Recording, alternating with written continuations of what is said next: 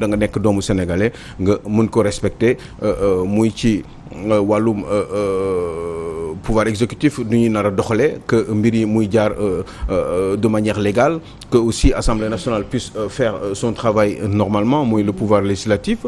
avec toutes les justement toutes les commodités nécessaires je parle surtout par rapport à une certaine légalité que le pouvoir exécutif ne bañ a jël le dessus sur le pouvoir législatif et puis aussi ils ont surtout insisté sur le pouvoir judiciaire maanaam la justice de ce pays et que justement les procédures puissent être respectées et que képp koo xam ne da nga nekk doomu Sénégal bu fekkee ne dañ la téye ci réew mi que yoon mën a def ci liggéeyam def liggéeyam mais buy def liggéeyam mu jaarale ko yoon très rapidement. voilà dañuy jàll ci deuxième point bi. absolument voilà donc c'est comme quoi Sénégal li mooy démocratie ñii wax nañu lii ñii wax nañu la sa des maintenant nañu jéem a dem seet lan moo nekk ci biir këyit yi ñu jéem ko respecté bu fekkee ne nag am na ñoo xam ne neexu leen bés bu jotee qu'il y ait une majorité dans ce pays-là qu'ils essaient justement de faire des réformes justement institutionnelles. ci même logique boobu rek la ñuy des Aliou Sow parce que tout le temps yaa ngi ciy wax ci li nga xamante ni xëy na moo ñeel Sénégal lépp loo xamante ni xëy na war ñu ko mën a bàyyi noonu muy Sénégal 2024 est-ce possible d'une élection présidentielle sans le leader de Pastef wala le leader de l'ex-Pastef Ousmane Sonko. Absolument boo gisee ma laajte loolu c'est parce que fii ak 5 mois maximum il va y avoir des élections présidentielles au Sénégal élection présidentielle nag dafa am ay règles yoo xam ne nit ñi dañ ko teg maanaam institution réew mi daf ko charte réew mi dafa am yu mu teg concernant des élections présidentielles yooyu nag dafa am ay critères yoo xam ne ay nit dañ ci war a bokk il faut nga nekk sénégalais il faut que nga jouir de vos droits civiques il faut que nga am exclusivement une nationalité sénégalaise ou la nationalité sénégalaise entre autres il faut que donc surtout nga respecter say droits civiques donc élection présidentielle yooyu nag dafa am un monsieur boo xam ne il s'appelle Ousmane Sonko un homme politique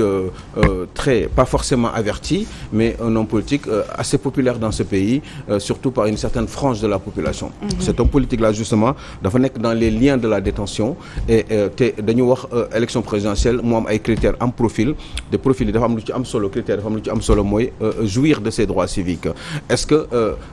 boo jouir ses droits civiques da ngay nekk candidat boo ko bu amul nga doon Ousmane Sonko nga doon Aliou Sow Awa Condé entre autres d'autres hommes politiques bu fekkee ni jouir de vos droits civiques forcément day doon critère boo xam ne day manquant te critères yi bu ci benn manqué forcément doon nekk candidat aux élections présidentielles donc léegi nag problème moom mooy ce monsieur Ousmane Sonko est un monsieur quand même très réputé qui a une certaine popularité qui représente une certaine frange de la population. Juste à rappeler que la dernière élection présidentielle, il a été justement 3e à ces élections-là avec pratiquement 700 000 voix au Sénégal. 700 000 voix ba pare nekk 3e toppoon ci ginnaaw Idrissa Seck ba depuis lors entre autres ses déplacements ou ses allers-retours moom Idrissa Seck entre le pouvoir et l'opposition à un moment donné on a considéré que Ousmane Sonko était justement le chef de l'opposition. En tout cas, il était l'un des opposants les plus radicaux au régime donc du président Macky Sall. Donc en ce moment-là, effectivement, ce monsieur qui s'appelle Ousmane Sonko wax dëgg yàlla dafa nekk ci kaso bi man li ma wax ne ñu les liens de la détention quand on parle de liens de détention on parle forcément de droits civiques yooyu nag la ñuy wax ni bu fekkee ni remplirul les conditions justement de jouissance de ces droits civiques est-ce que dina mën a nekk candidat je crois que ni bu fekkee ne dañuy def yoon kese Ousmane Sonko du mën a nekk candidat. Maintenant après il y a le terrain politique aussi et l'opinion politique voilà ceux qui font de la politique essaient de donner leur avis par rapport à ce qui se passe véritablement sur le terrain politique maanaam ñi ngi jéem a joxe seen xalaat. ci et puis jéem a influencer aussi pour que seen leader mën a nekk ou espérer ou faire espérer que seen leader dina mën a nekk un jour un candidat à l'élection présidentielle 2024. Maintenant problème moom mooy bu ñu demee ba ci réalité yi puis surtout à l'approche des élections qu'est-ce qui pourrait se passer est-ce que ñoom dañ ko ne di ko wax nii rek parce que effectivement ils ont d'autres plans je pense à Diallo Diop qui est quand même une éminente personnalité de ce pays, ancien RND bokk ci waa kër Ousmane Sonko léegi surtout am fa ay poste bu important surtout tout ce qui est panafricanisme machin et cetera ci wàllum en tout cas politique étrangère politique africaine ak yooyu moom Diallo Diop un homme expérimenté très cultivé ku am xam-xam ci réewum Sénégal ak science politique kooku nee na de toute façon n'importe comment au pire des cas si c'est pas Ousmane Sonko on aura un autre plan B et pourtant à l'intérieur du PASTEF ils disent que ñoom loolu mënoo fexe ba loolu mën a am parce que n'importe comment Ousmane Sonko am na ñuy wax sax ni Ousmane Sonko bu nekkul candidat élection présidentielle du am voilà bon maintenant après parce que Ousmane Sonko mooy seen plan A mooy seen plan B amuñu beneen plan B jusqu'à donc où c'est Ousmane Sonko où il n'y a pas d'élection présidentielle à rappeler juste que ni au moment des élections législatives ils avaient dit aussi que ni Pastef bu ñu liste nationale bi bu jàllul Pastef du bokk élection législative du fi am mais bon pourtant non seulement élection kii am na législative am na mais aussi surtout ils ont gagné beaucoup de députés ci diggante boobu donc il faut que Sénégalais ñu def la différence entre le politique qui parle et qui donne son avis pour essayer d'influer d'un côté ou de l'autre ak ki nga xam ne li nga xam ne moom lay def ba pare en même temps di xalaat leneen xam ne ni moom pers dans le fond que ni li muy wax nekkul waaye da koy wax rek pour essayer de faire semblant de résister pour ne pas trop décourager justement ñi nga xam ne ñoom ñoo far ak ñoom Théo si c'est possible. Très bien Théodore. xam nga man dans toute cette affaire là aujourd'hui l'opposition vient de montrer sa faiblesse. Parce que tey mooy président moo leen wax da ngeen may ñaan njëkk. pour leen am donc Khalifa Sy ak PDS ñaan nañ ko njëkk pour mu valider seen candidature. Cela veut dire il n'y a pas de démocratie en réalité. Il n'y a pas de démocratie dans ce pays. su fekkee ne yow dama lay ñaan njëkk pour mu mën a nekk candidat mais cela va sans dire que amul démocratie parce que la démocratie dafa war a am expression libre mais su fekkee ne yow pour ma am dara il faut que yow ma ñaan la njëkk cela veut dire que man amatuma liberté expression amatuma liberté dem exercer wu librement. mais bu dee Khalifa Sall dafa am li nga ko doon toppee. mais léegi est-ce que ñoom ñoo gën ki nga xam ne bu détourné 300 000 francs wala 400 000 ñu tëj ko ci kaso bi. est-ce que ñoom ñoo gën ñooñu. ñi nga xam ne tey pour 5 millions 4 millions détourné nañ ci administration bi ñu ngi ci kaso bi est-ce que ñooñu ñoo leen gën. te dañoo ne ci constitution les citoyens sont d'égale dignité kon fan lañ ko teg au nom de quoi moom il faut mu ñaan njëkk kon pour mu mën a nekk candidat il faut mu ñaan njëkk donc cela veut dire que y a une discrimination entre les citoyens c'est une discrimination que ñu bañ ko ñu bëgg ko c'est une discrimination entre les citoyens. waaw bu fekkee dañoo ñaan njëkk pour am nekk candidat discrimination la tous les citoyens doivent être d'égale dignité te ñu tëj ku sàcc ginaar ñu tëj la pourquoi ku détourner milliards dañ koy bàyyi c'est la question que je pose parlo bi waaw loolu je pose ça à toute cette classe politique nit ñëw répondre pourquoi ku sàcc ginaar rek wala benn cahier boo moytuwul fa lay fàtte ci kaso bi gannaaw ñu lay juger bul xam kañ ñu lay juger mais quand il s'agit de dossier politique taf ñu juger leen ñu arbitrer leen acquitter leen au nom de quoi est-ce que citoyen yi dafa am citoyen à part entière ak beneen type de sénégalais. C'est un problème. C'est une question Aliou Sow. xam nga la démocratie dañu ne ci définition mooy le pouvoir par le peuple et pour le peuple donc liy commencé ca njëlbéen une démocratie mooy d'abord ñu xool ban peuple bi lan la bëgg.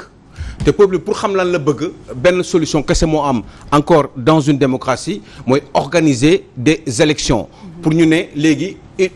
majorité sangam moom lii la bëgg te ñii la ñuy yónni muy seen représentant d'abord du côté législatif au travers de ces parlementaires et de notre côté aussi parallèlement comme système bi démocratique bi noonu la demee de l'autre côté un président de la République qui justement qui est le chef de l'État qui est bi nga xam ne mooy tête de l'exécutif nga xam ne moom moo war a doxal ci benn diir loolu par principe loolu la ñuy wax loolu mooy démocratie maintenant démocratie mun na am ay gàllankoor parce que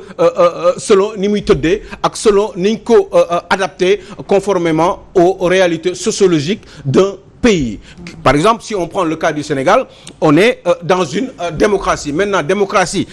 américaine ak démocratie justement démocratie américaine qui a plus de 300 ans ak démocratie sénégalaise wala démocratie française depuis la Révolution française de 1789, est-ce que mun nga leen comparer avec une démocratie qui existe depuis véritablement une démocratie laa wax boo xam ne ñun ñooy doxal avec suñu propre autonomie qui existe depuis 1960. Ce n'est pas comparable. Il y a forcément des choses toujours à réguler au fur et à mesure du temps. On a vu des difficultés existentielles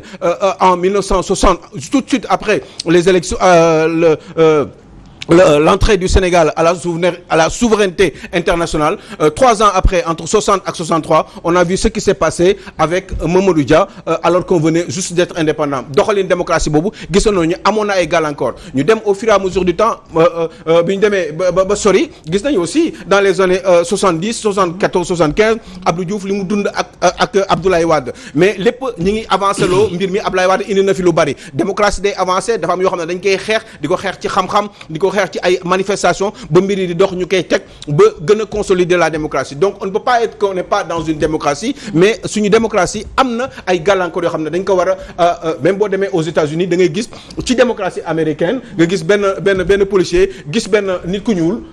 tëral ko ci suuf jël loxo bi teg ko ci baat bi ba munul noyyi ba munul dee te pourtant aux États-Unis c'est une grande démocratie. Donc je crois que c'est relatif démocratie ay principes généraux la et maintenant qu'on essaie d'adapter au fur et à mesure et puis surtout di ko adapter par rapport aux réalités sociologiques ba nga xam ne au fur et à mesure du temps lépp luy xam ne day nekk ay gàllankoor ñu koy gën di defar di ko gën di defar mu avancer ndànk-ndànk mais on ne peut pas dire tout le temps que ni tëj ginaar mais forcément les injustices ont toujours existé même aux États-Unis les injustices existent encore. jox naa la exemple bi ma la jox léegi maanaam ki nga xam ne ci démocratie américaine ñu koy coow ci àdduna bi yëpp dafa jël tànkam teg ko ci police ci bopp. ñëpp ni nga koy ñaaw non waa déet mais man d'accord ma ci data parce que c'est pas un débat c'est une chronique que je suis en train de faire. élection te ñoom ba léegi élection bu ñu am amul contestation donc affaire date moom du loolu la démocratie c'est dans la tête et dans les actes du waxu date ak yooyu déedéet c'est dans les actes Cap-Vert ngi nii 90 ba léegi du def élection bu mu dem démocratie président sortant bi félicité morom ñu bàyyi ko mu yeggal comme ça ñu xam Abdou Diouf a félicité Abdoulaye Wade a félicité Macky Sall bi mu ko gagné. On est aussi dans une démocratie même bu fekkee ne démocratie bi encore des na yu ñu war a defaraat c'est normal. Je rappelle juste que ni on a 60 ans d'indépendance mëtaguñu des na yu bari yu ñu war a defaraat su suñu yaram su suñu xel adapter suñu réalité encore une fois sociologique par rapport ak ce que c'est véritablement une culture démocratique. Am na yoo xam ne gis-gis yi mënul bokk quand vous allez en Chine ils ont pas forcément la même idée de ce qu'est véritablement une démocratie. Boo demee entre les deux Corées nga xam ne ay mbokk lañu ay deret lañu day gis kii nekk doomu bàyyi kële kii nekk sud-coréen kii nekk coréen ils n'ont pas la même idée de ce que c'est véritablement une démocratie. Boo demee dans les grands savants aussi bu ñuy wax ci démocratie di ko définir am nañu différent. Donc ça a toujours été comme ça. On essaie de s'adapter encore une fois et j'insiste là-dessus par rapport à nos réalités. Effectivement ñun des nañu mët ci lu bari. Donc dañuy góorgóorlu di avancer loo ndànk di ci xeex di teg ay loolu ay jéego ba nga xam ne dina mën a avancer loo mbir mi ba nga xam ne chaque Sénégalais dina sentir boppam cim réew. si loolu laa bëggoon wax si loolu attends ko si loolu laa bëggoon wax est-ce que jàppoon jamono ji ñi ngi nekk di salfaañe bu baax a baax suñu démocratie parce que est-ce normal que le président Macky Sall moom mooy choisir ñi nga xam te ñoo wax bokk ci élection yi wala déet parce que tey est-ce que jàppoon bu ñu demoon bañ ne exemple Ousmane Sonko du bokk ci élection est-ce que ça ne serait pas entre guillemets bafouer li nga xam te moom mooy suñu ay démocratie. Alors tu vas me donner quand même 3 minutes ma wax mbir mi mu leer parce que c'est une question extrêmement non seulement intelligente mais aussi sénégalais yi dañu soxla question bi nga laaj est-ce que dëgg-dëgg akulaay taala un président de la République moom mooy choisir kan moo war a bokk ci élection yi waaw wala déet loolu nañ ko laaj ci dëgg est-ce que Macky Sall akulaay taala encore moo ne Ousmane Sonko yow doo bokk ci ay élections présidentielles comme ni mu mënee wax Idrissa Seck di nga bokk comme ni mu mënee wax Abdourahmane Diouf di nga bokk wala Thierno Bocoum ou quelqu'un d'autre est-ce que juge Dème par exemple ñi nga xam ne ay opposants lañu est-ce que justement critères yi nga xam ne moom moo ne pour bokk ci ay élections wax naa leen ko sànq ca njëlbeen lii détails yii mooy tax profil bii moo war a mën a bokk ci ay élections conditions yii ngay remplir pour mën a bokk ci élection bu la benn condition manqué est-ce que dañ la war a dugal tout tout simplement parce que vous avez une certaine popularité wala parce que tout simplement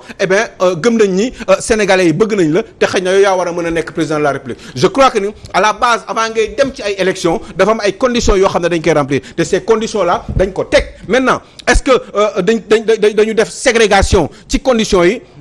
par rapport ak ki nga xam ne moom mooy Ousmane Sonko ne ko lii dañ la koy empêcher parce que man président de la république maa bëgg loolu non. bu fekkee ni vous rentrez pas dans les vous ne jouissez pas de vos droits civiques vous ne pouvez pas empêcher on ne peut pas mettre dans la tête des Sénégalais que ni forcément c'est le président Macky Sall qui empêche loolu xel mënu koo nangu. ñu ko loolu nit non c'est même pas la peine maintenant ñii di def politique nag man je les comprends parce que xam naa ni ñuy doxalee dañuy xeexante psychologiquement pour ku nekk.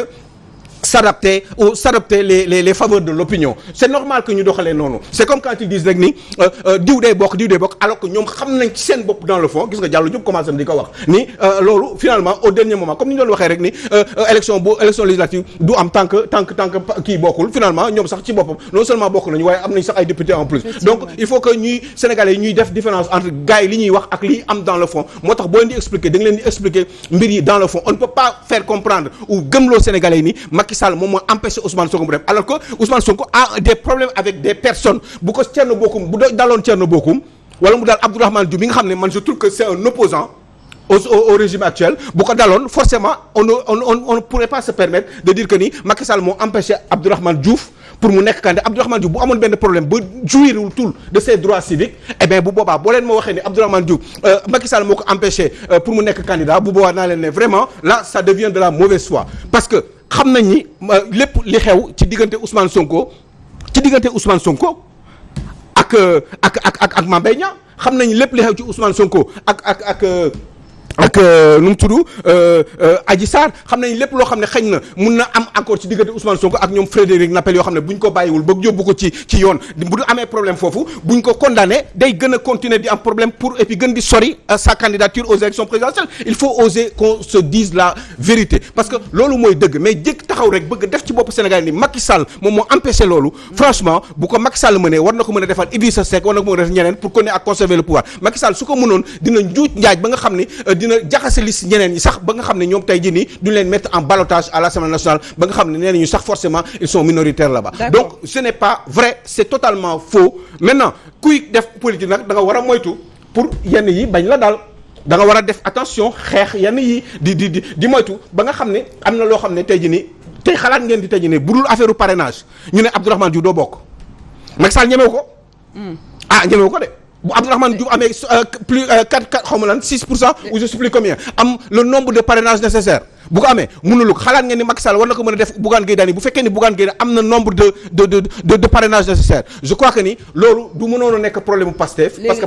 lan moo tax mu ñeme ko ci Ousmane Sonko mais non parce que Ousmane Sonko moom li ko dal mais on est dans un régime quand même bu fekkee ni la séparation elle n'est pas rigide mais on est dans un régime de séparation des pouvoirs rigide pas forcément comme aux États-Unis mais parce qu'il y a un lien entre le pouvoir exécutif et le pouvoir judiciaire xam nañu contrôle link bi am ak contrôle bi am exécutif bi am ci judiciaire yooyu c'est comme ni ma ko waxee rek c'est des choses à améliorer mais li nekk fii laa wax kayit yi li ñu ci bind ñu ne diw pour nga nekk candidat lii ak lii la bu fekkee ne dañ ko wax boo ko remplir mais vous êtes candidat d'accord Théo dañuy jaar ci troisième point bi rek ba tey ci même logique bi parlons un peu des chefs d'entreprise qui sont en ce moment qui veulent plutôt récupérer le pouvoir. Oui boo gisee loolu je pense à des personnes qui de plus en plus se mêlent justement aux affaires justement publiques alors que à la base ce sont des gens qui sont censés être des opérateurs économiques des hommes d'affaires maanaam développer am ay entreprises faire travailler des Sénégalais bokk ci nit ñuy développer réewum Sénégal ñu leen di woowee ay chefs d'entreprise ay hommes d'affaires ces gens-là ils sont là maintenant de plus en plus dañu gis ne ils commencent à se mêler dans le landerneau politique sénégalais ou alors ñi ngi xalaat un jour xëy na war nañ mën a bokk ci candidats yi pour nekk président de la République te la question bi mooy Awa Condé ana lu tax loolu am lu tax ñu dem ba léegi parce que avant des chefs d'entreprise n'y pensaient pas xool leen quelqu'un comme Bougane Gueye Dany il a envie d'être candidat élection présidentielle alors qu'il n'était pas censé il était censé être un homme d'affaires des médias machin tout ce que vous voulez yooyu mu fi xewoon joni yooyu fi amoon xam nga homme d'affaires la mi ngi jéem a wut xaalis jéem a développer son business fay ay doomu sénégalais fay ay impôts waaye mu yeewu suba tel ne dafa bëgg nekk candidat à une élection présidentielle ana lu ko war a naqari bu mu ne léegi ana lu tax mu am ñàkk wóolute léegi ba war mu mën a tax léegi ne moom talatul business am bi wala loolu kese doyatu ko parce que dafa am yoo xam ne daf ko naqari ci fonctionnement réew mi par rapport ak administration Sénégal ni muy doxee ak homme politique ni ñuy doxalee mu ne moom léegi day ñëw pour bokk nga xool tey jii ni une autre femme jigéen la mooy def différence bi koo xam ne chef d'entreprise la wuutu bàyyam ci société bu mag boobu tudd Sedima doon Anta Babacar Ngom cette dame elle arrive elle veut absolument tout faire maa ngi koy gis ci Walf Quotidien sànq elle veut tout faire pour être président de la République ñëw ak ay propositions am de surcroît mu doon jigéen nan ngeen mën a expliquer loolu commencé di am léegi des gens aussi comme Elimane Lam waxoon nañu la gis ñu commencé di poser ay actes di xaaratuñu état bi di poser ay actes di def ay terrains liberté ce sont des gens yoo xam ne ñi ngi ñëw di monter en crescendo xalaat un jour xëy na peut-être mën nañu bokk ci ñiy téye réew mi ce sont des braves gens yoo xam ne wax dëgg yàlla on se demande pourquoi maintenant ñu jóg léegi nee nañu homme politique yi ak femme politique yi faayeetuñu leen léegi ñoom dañu bëgg a ñëw changer mbir yi parce que gis nañu ñii ni ñuy doxalee noonu léegi nag ci lu ñu war a réfléchir est-ce que ci semaine bi yëpp nañ ci ko xalaat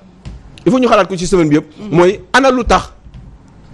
ñu jékki-jékki rek bëgg changer avis noonu comme ça seen xel nekk ci leneen ça ce sont des questions à poser yi nga xam ne dañ ci réfléchir dans la semaine xool exactement pourquoi muy ñoom ay Elimane la muy ñoom ay l'autre aussi ce grand monsieur qui a beaucoup fait pour ce pays qui est un grand entrepreneur nu mu tuddati qui crée xawma lan C50 Abdoulaye Sylla eh bien ñoo ñëpp xalaat nañu léegi dañu bëgg a nekk président de la République alors pourquoi ces gens veulent remplacer ces hommes politiques traditionnels yooyu bëgg naa suba ak ginnaaw suba ñu waxtaan ci waaye aussi ñoom dinañu wax fan la ñu jëlee seen xaalis. Très bien Aliou Sow en tout cas il est temps que les